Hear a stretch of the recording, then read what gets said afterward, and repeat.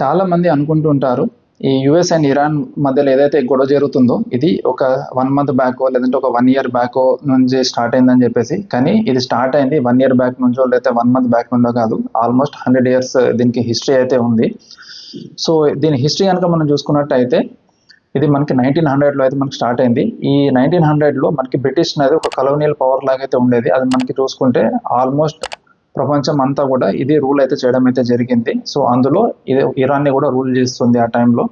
So British colonial power లాగా ఉన్నప్పుడు ఇరాన్లో ఈ క్రూడ్ ఆయిల్ రిజర్వ్స్ అయితే బయటపడ్డాయి. అప్పుడు 1909లో ఈ బ్రిటిష్ అండ్ ఇరాన్ ఇవి రెండు కలిసి అక్కడ ఒక జాయింట్ వెంచర్ని అయితే స్టార్ట్ చేశాయి. ఆ కంపెనీ నేమే ఆంగ్లో పర్షియన్ ఆయిల్ కంపెనీ. ఇది 1909లో ఎస్టాబ్లిష్ అన్నది చేశారు. దాని తర్వాత 1935లో ఎప్పుడైతే పర్షియా నుంచి ఇరాన్కి నేమ్ అయితే చేంజ్ అయిందో అప్పుడు ఈ కంపెనీ నేమ్ కూడా చేంజ్ అయింది. అప్పుడు అది ఆంగ్లో ఇరానియన్ ఆయిల్ కంపెనీ కింద అయితే అది చేంజ్ అయిపోయింది. సో 1909 నుంచి 1935కి మధ్యలో 1914లో వీళ్ళు బ్రిటిష్ వాళ్ళు 51% స్టేక్ని ఈ కంపెనీలో అయితే వాళ్ళు తీసి పెట్టుకున్నారు. ఎందుకైనా మంచిది సేఫ్ సైడ్ ఉండడానికి అని చెప్పేసి. అండ్ ఈ క్రూడ్ ఆయిల్ రిజర్వ్స్లో వీళ్ళు ఇన్వెస్ట్ చేయడానికి మెయిన్ రీజన్ ఏంటంటే ఆ రిజర్వ్స్ని వీళ్ళు రాయల్ నేవీకి యూజ్ చేసుకోవచ్చు అని చెప్పేసి అండ్ ఫ్యూచర్లో ఎలాంటి ప్రాబ్లం రాకుండా ఉంటుందని చెప్పేసి క్రూడ్ ఆయిల్ గురించి అని చెప్పి వీళ్ళు ముందే అంటే ఫ్యూచర్ గురించి ఆలోచించి అందులో ఇన్వెస్ట్ చేసుకోవడం అయితే వీళ్ళు జరిగింది. కానీ ఇందులో మెయిన్ బెనిఫిట్స్ చూసుకుంటే ఇరాన్ కంటే ఎక్కువ కూడా ఈ బెనిఫిట్స్ అన్నీ కూడా బ్రిటిష్కి అయితే వెళ్ళిపోతున్నాయి. సో దాన్ని వీళ్ళు కొంచెం అర్థం చేసుకోవడం అయితే జరిగింది ఇరాన్ వాళ్ళు. అండ్ 1951లో ఎప్పుడైతే ఈ మొహమ్మద్ మొసాదిక్ అనే అతను ప్రైమ్ మినిస్టర్ లాగా ఎలక్ట్ అయ్యాడు. ఆయన ఎలక్ట్ అయిన వెంటనే ఈ బ్రిటిష్ కంపెనీ ఏదైతే ఉందో ఆంగ్లో ఇరానియన్ ఆయిల్ కంపెనీ ఈ కంపెనీని అతను నేషనలైజ్ అయితే చేయడం అయితే జరిగింది. సో నేషనలైజ్ చేస్తే ఏంటంటే ఈ కంపెనీ బెనిఫిట్స్ ఏవైతే ఉంటాయో అవి మాక్సిమం ఇరాన్కే వస్తుంది అండ్ చాలా మినిమల్ బెనిఫిట్స్ ఈ బ్రిటిష్ వాళ్ళకైతే వెళ్ళిపోతుంది. సో ఇది బ్రిటిష్ వాళ్ళకి నచ్చలేదు. సో వన్స్ నేషనలైజ్ అయిపోతే వాళ్ళకి దాని మీద ఎలాంటి హక్కులు అవి ఉండవు. కంప్లీట్గా కూడా అది గవర్నమెంట్ అండర్టేకింగే ఉంటుంది అన్నట్టు. సో దాన్ని ఓవర్కమ్ చేసుకోవడానికి అని చెప్పేసి ఈ బ్రిటిష్ వాళ్ళు యుఎస్ వాళ్ళతోని చేతులు కలపడం అయితే జరిగింది. ఈ ఈ ఇంటెలిజెన్స్ ఏజెన్సీ ఉంటుంది కదా సిఐఏ, వాళ్ళతోని చేతులు కలిపి ఒక మాస్టర్ స్కెచ్ని అయితే ప్లాన్ చేసి ఈ మొహమ్మద్ మొసాదిక్ అతన్ని పవర్ నుంచి ఎలిమినేట్ అంటే తీసేసేయాలని చెప్పేసి వాళ్ళు ప్లాన్ చేసి 1953లో అతన్ని పవర్లో నుంచి తీసేసి వీళ్ళకి ఫేవరబుల్గా ఉండే క్యాండిడేట్ని ఇరాన్ ప్రైమ్ మినిస్టర్ లాగా అయితే అందులో కూర్చోబెట్టారు. అతని పేరే మొహమ్మద్ రజా పెహ్లావి. తను కంప్లీట్గా యూఎస్కి అయితే సపోర్ట్ చేస్తాడు అండ్ యుఎస్ ఫ్రెండ్లీ కాబట్టి యుఎస్ కూడా ఇరాన్ని 1953 నుంచి ఇరాన్కి బాగా సపోర్ట్ చేయడం అయితే జరిగింది.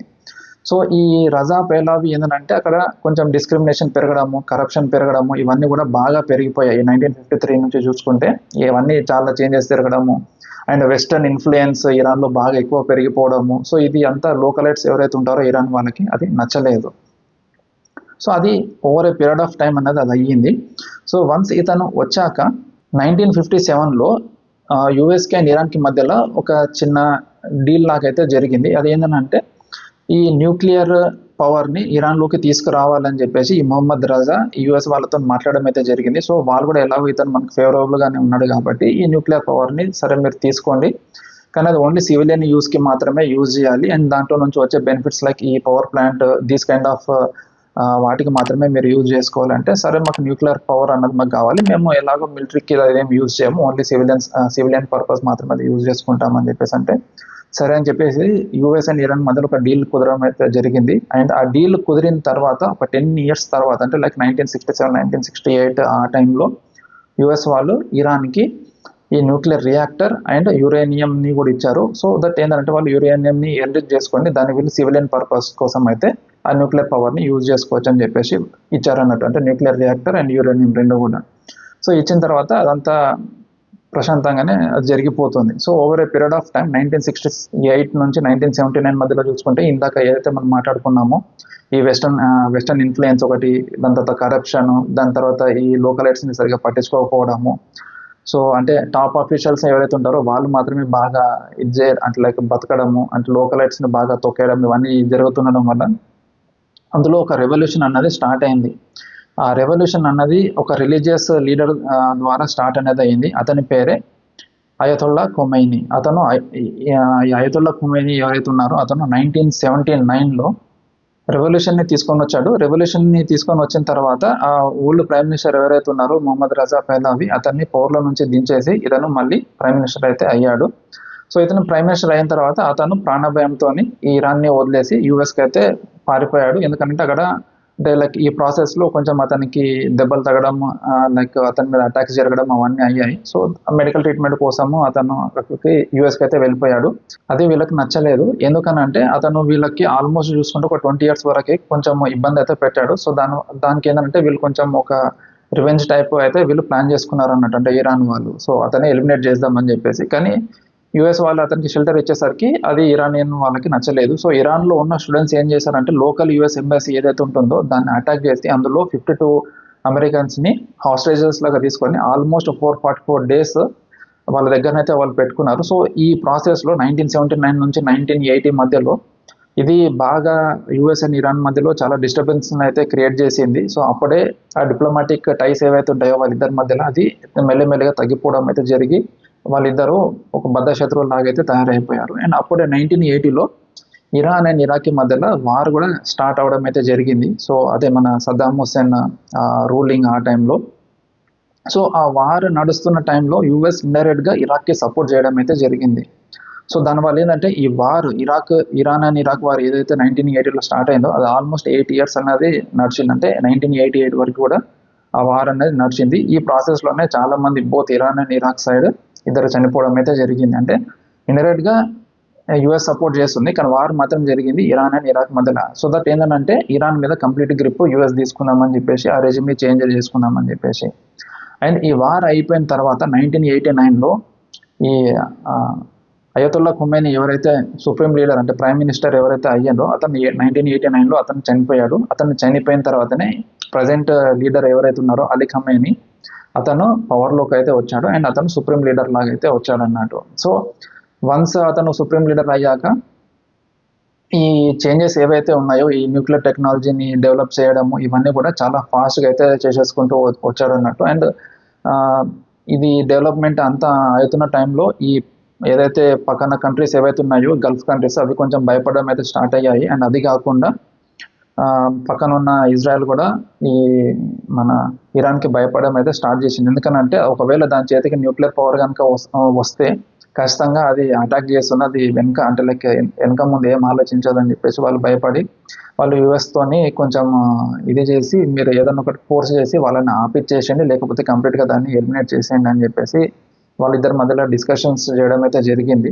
అండ్ ఆ ప్రాసెస్లోనే మధ్యలో వీళ్ళు ఈ ఐఆర్జీసీ ఏదైతే ఉంటుందో దీన్ని ఫామ్ చేసుకోవడం అయితే జరిగింది. దాని తర్వాత వీళ్ళు ఈ లెబనాన్లో అటాక్స్ చేయడము, పక్కన కంట్రీస్ లైక్ సిరియా, దాని తర్వాత మిగతా కొన్ని కంట్రీస్ ఇవి ఇరాన్ యాలీ కంట్రీస్ ఉంటాయి కదా దాని మిత్ర దేశాలు, దాని మీద కూడా అటాక్ చేసేసరికి వీళ్ళు వాటికి హెల్ప్ చేయడం అంటే ఇరాన్ వాటికి హెల్ప్ చేయడం అయితే జరిగింది. సో దానికి హెల్ప్ చేసే దాంట్లోనే వీళ్ళు కొన్ని ఆర్గనైజేషన్స్ని క్రియేట్ చేసుకున్నారు. సో ఆర్గనైజేషన్స్ని క్రియేట్ చేసి దానికి ఫండింగ్ చేసేసరికి ఇది టెర్రరిజంని ప్రమోట్ చేస్తుంది అని చెప్పేసి వాళ్ళు ఈ కంట్రీని ఇది చేశారు, బ్లాక్ లిస్ట్ లాగా వన్ కైండ్ ఆఫ్ చేశారు అన్నట్టు.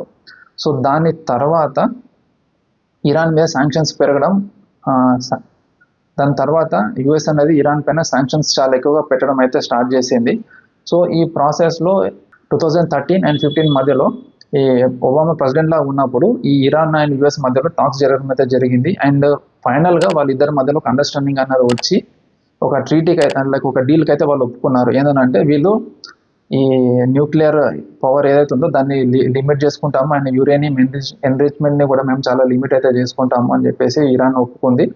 అండ్ దానికి బదులుగా ఈ శాంక్షన్స్ ఏవైతే పెట్టారో ఆ శాంక్షన్స్ని కంప్లీట్గా అంటే తీసేసేయాలని చెప్పేసి ఇరాన్ అడిగితే వాళ్ళు ఒప్పుకున్నారు, యూఎస్ వాళ్ళు కూడా ఒప్పుకున్నారు. సో రెండు సైడ్గా ఒప్పుకునేసరికి అది అక్కడికి కొంచెము ఓకే అయింది. 2013 నుంచి 2015 మధ్యలో అది జరిగింది.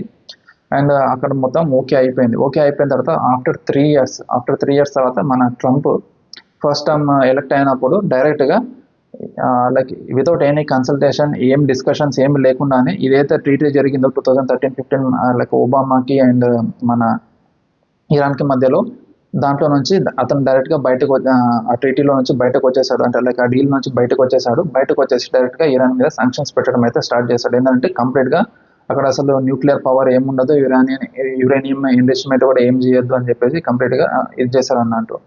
సో దానివల్ల ఏంటంటే వీళ్ళు అంటే లైక్ మీరు పెట్టిన మాటలే మీరు చేసిన డీల్నే మీరు ఒప్పుకోకపోతే మేము ఎందుకు ఆ కమిట్మెంట్కి మేము ఇది అవ్వాలి అని చెప్పేసి ఇరాన్ కూడా అందులో నుంచి బయటకైతే వచ్చేసి వాళ్ళు ఏదైతే లిమిట్ పెట్టారో యూఎస్ వాళ్ళు దానికి మించి వాళ్ళు ఎన్రిచ్మెంట్ చేసుకుంటూ అయితే వెళ్ళిపోయారు. అండ్ అది కాకుండా సివిలియన్ యూసేజ్కి కాకుండా మిలిటరీ యూసేజ్కి కూడా వాళ్ళు యూజ్ చేసుకుంటూ అయితే వెళ్ళిపోయారు.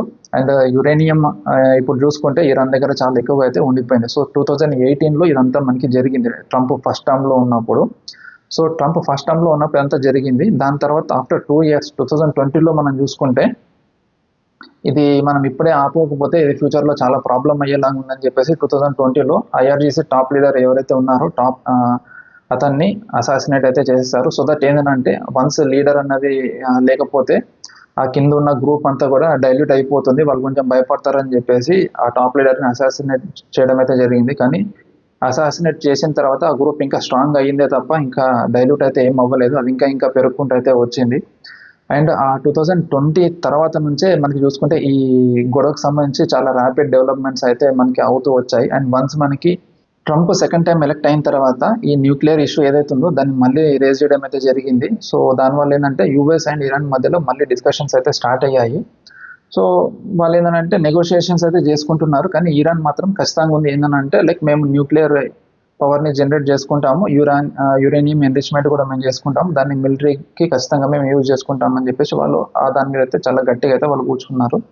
సో అంటే లైక్ ఆల్మోస్ట్ ఒక 5 rounds ఆఫ్ డిస్కషన్స్ అయితే అయిపోయాయి. ఇది మనం చూసుకుంటే ఒమన్ అండ్ ఇటలీలో జరిగాయి. అండ్ మస్కట్ దీనికి మీడియేటర్ లాగా అయితే లైక్ ఉందన్నట్టు. సో లైక్ ఆల్మోస్ట్ చూసుకుంటే బోత్ సైడ్స్ కొంచెం పాజిటివ్గానే మనకి అవుట్కమ్ అయితే వచ్చింది. లైక్ ఆల్మోస్ట్ డీల్ సెటిల్ అయిపోతుంది అనుకున్న టైంలో 6th roundకి 1 day ముందు ఇజ్రాయెల్ ఇరాన్ మీద అటాక్ చేయడం అయితే జరిగింది. దాని తర్వాత ఈ డీల్స్ ఏవైతే ఉంటాయో ఈ డీల్స్ కంప్లీట్గా కొలాప్స్ అన్నది అయిపోయాయి. అండ్ అటాక్ చేసిన తర్వాత వితిన్ 2 or 3 daysలో మళ్ళీ యుఎస్ వచ్చేసి ఇరాన్లో ఉన్న 3 న్యూక్లియర్ ఫెసిలిటీస్ పైన బాంబింగ్ అయితే చేసింది. సో దానివల్ల ఏంటంటే ఇంకా డీలింగ్స్ లేవు ఏం లేవు అని చెప్పేసి ఇద్దరు మళ్ళీ సపరేట్గా అయిపోయి వాళ్ళిద్దరి మధ్యలో మళ్ళీ గొడవ అయితే స్టార్ట్ అనేది అయిపోయింది. దాని తర్వాత సడన్గా ఇప్పుడు 2026లో చూసుకుంటే లైక్ వాళ్ళకి అల్టిమేటం లైక్ ఒక 60 days టైం ఇస్తున్నాం, ఆ టైం ఇచ్చేస్తున్నాం అని చెప్పేసి వాళ్ళ మీద చాలా ప్రెషర్ తీసుకొని రావడము. అది ఇంకొకటి ఏంటంటే వీళ్ళు యుఎస్ వాళ్ళు డీల్ అంటున్నారు, కానీ ఇరాన్ వాళ్ళు ఏమంటున్నారు అంటే అది డీల్ లాగా లేదు, మీరు మాకు డిమాండ్ చేస్తున్నారు, ఖచ్చితంగా మాకు ఇది కావాలా, మీరు ఖచ్చితంగా మీరు ఒప్పుకోవాలని చెప్పేసి. సో అది డీల్ లాగా లేదు, మీరు దానికి డిమాండ్ చేస్తున్నారు కాబట్టి మేము ఆ డిమాండ్స్కి మేము ఒప్పుకోము, మేము చేయాల్సింది మేము చేసుకుంటామని చెప్పేసి వాళ్ళు. సో ఇప్పుడు ఈ 2026కి గొడవ స్టార్ట్ అవ్వడానికి మెయిన్ రీజన్ ఏంటంటే ఆ న్యూక్లియర్ ఏదైతే పవర్ని వాళ్ళు జనరేట్ చేసుకుంటూ వస్తున్నారో అంటే లైక్ న్యూక్లియర్ టెక్నాలజీని వాళ్ళు అడ్వాన్స్ చేసుకుంటూ వస్తున్నారో దాన్ని కంప్లీట్గా తీసేయాలని చెప్పేసి. అండ్ అది కాకుండా మిలిటరీ ఏదైతే ఉంటుందో ఆ మిలిటరీని కంప్లీట్గా వీకెండ్ చేయాలని చెప్పేసి. సో దట్ ఏంటంటే వాళ్ళు ఏదో లైక్ చాలా వీక్ అయిపోయి ఇంకోసారి వేరే ఎవరి మీద అటాక్ చేయాలన్నా ఆలోచించాల్సి వస్తుందని చెప్పేసి. అది ఇంకొకటి ఏంటంటే ఈ మిలిటరీలో టాప్ అఫీషియల్స్ ఎవరైతే ఉంటారో మిలిటరీలో టాప్ అఫీషియల్స్ అండ్ గవర్నమెంట్లో ఉన్న టాప్ అఫీషియల్స్ కంప్లీట్గా క్లియర్ చేసేసి ఆ ఇరాన్లో రెజ్యూమే చేంజ్ చేయడానికి కూడా యూఎస్ ట్రై చేస్తుంది. కానీ ఇవి వాళ్ళు ఎంత ట్రై చేసినా కూడా ఇరాన్ వాళ్ళు చాలా స్ట్రాంగ్ అయితే ఉన్నారు. అండ్ అందుకే అది యూఎస్ అన్నది లైక్ యూఎస్ ఇరాన్ వార్ ఏదైతే ఉందో అది అంత ఈజీగా అయ్యేటట్లు కనిపించట్లేదు. సో అన్లెస్ అండ్ అంటిల్ వీళ్ళిద్దరి మధ్యలో ఒక అండర్స్టాండింగ్ వచ్చి మళ్ళీ 2015 మధ్యలో ఏదైతే అండర్స్టాండింగ్ వచ్చి వాళ్ళు ఒక డీల్కి వచ్చి వాళ్ళు ఇద్దరు సైలెంట్ అయిపోయారో అలా అయితే తప్ప వీళ్ళిద్దరి మధ్యలో అంటే లైక్ ఈ వార్ అయితే ఆగేటట్లు లేదు. ఒకవేళ ఇన్ కేసు వీళ్ళిద్దరి మధ్యలో ఆగినా మధ్యలో ఇజ్రాయెల్ కూడా ఆగేటట్లు కనిపించట్లేదు. సో ఇది కొంచెం వార్ ప్రొలాంగ్ అయ్యేటట్లే మనకి కనిపిస్తుంది. సో అందరూ కూడా ఏదైతే ఈ ఫ్యూయల్ రిలేటెడ్ ఇష్యూస్ ఏవైతే ఉంటాయో లైక్ క్రూడ్ పెట్రోల్ కానీ డీజిల్ కానీ లేదంటే ఎల్పిజి పిఎన్జి ఇవన్నీ కూడా దానికి ఆల్టర్నేట్ చూసుకోవడం లేదంటే ఆల్టర్నేట్ యూజ్ చేయడం లేదంటే మినిమల్గా యూజ్ చేసుకోవడం అయితే చేసుకోండి. సో ఇది యూఎస్ అండ్ ఇరాన్కి సంబంధించిన గొడవ అండ్ దీని కంప్లీట్ హిస్టరీ. మీకు ఇది నచ్చిందని అనుకుంటున్నాను. మీకు నచ్చితే మన వీడియోని లైక్ చేసి షేర్ చేయండి, అదేవిధంగా మన ఛానల్ని సబ్స్క్రైబ్ చేయండి. మళ్ళీ ఇంకొక వీడియోలో సరికొత్త టాపిక్తో కలుస్తాం. అంటిల్ దెన్ బై బై, జై హింద్.